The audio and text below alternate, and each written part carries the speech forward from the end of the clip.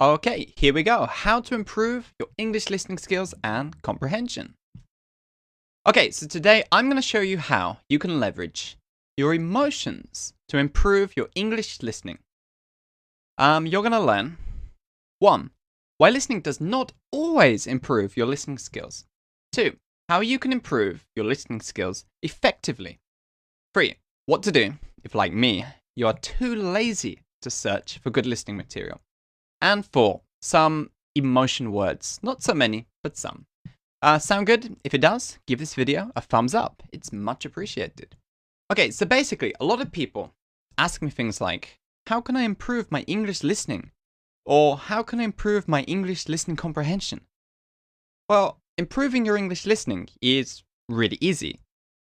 All you've got to do is listen to a lot of English, right? Well, yes, but also no. The thing is, there are some problems with this way of thinking. For example, do you find that you listen to English but quickly stop paying attention?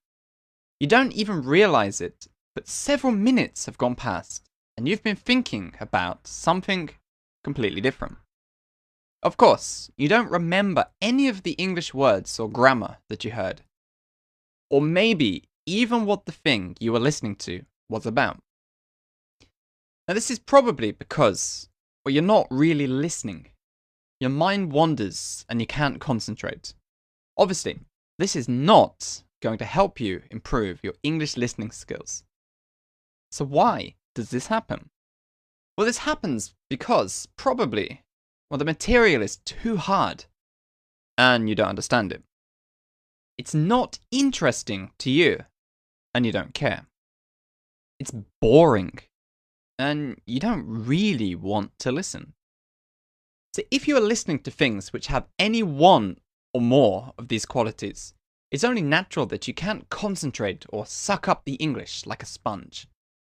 What you need is audio that has 3 things which are the opposite to the 3 things listed above. The material is easy and you understand.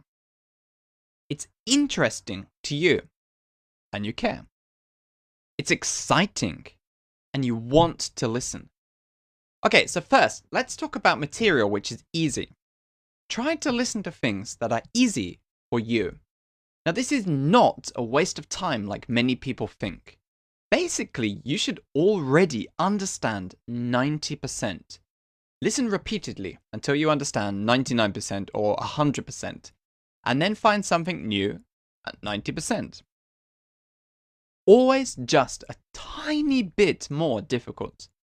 It's better to listen to 5 things which are a tiny bit difficult once than it is to listen to something really difficult 5 times. It's even better to listen to something a tiny bit difficult 5 times. Now, second, you need to listen to things which are interesting to you. Now, an audiobook or radio show for native speakers that you've picked because you like the subject matter is always going to be better than the CD stuck to the back of a textbook which has content which you should learn but don't really want to. I mean, forget about should learn. If you don't want to learn it, forget about it. Even if it's really useful, if you don't like it, just get rid of it.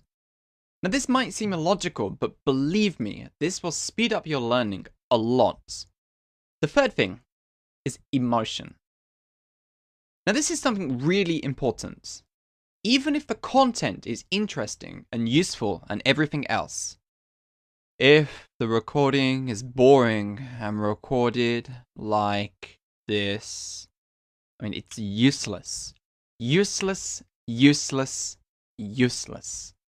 Now, this is why 90% of the CDs which come with textbooks are a total waste of time. Emotion always seems to be missing from English learning materials. And possibly the only exception that I know of is the effortless English lessons, which are designed to be emotional.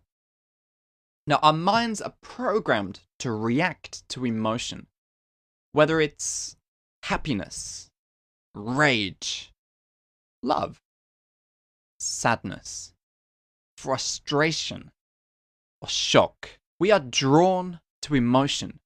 And it's hard to ignore emotional content, and it's hard for our minds to wander when we're listening. Even better, this kind of lesson in audio is easy to remember and addictive. So you always want to listen to more and more, just like you always want to see more and more of your favorite TV drama.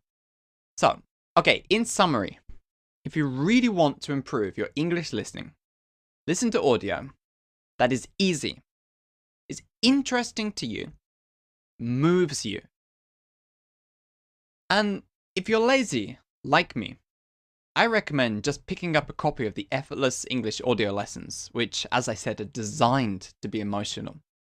So I don't need to practice my English listening, but when I reviewed Effortless English about a year ago, I ended up listening to the lessons all the way through, just because they're so great to listen to. Okay, so that is it from me today. I'd love to know what you think of today's lesson. Also, I'd love to know if you have any tips for practicing English listening of your own. If you do, please leave them in the comments so that everyone can benefit from your advice. Okay, so that is it. See you in the next lesson.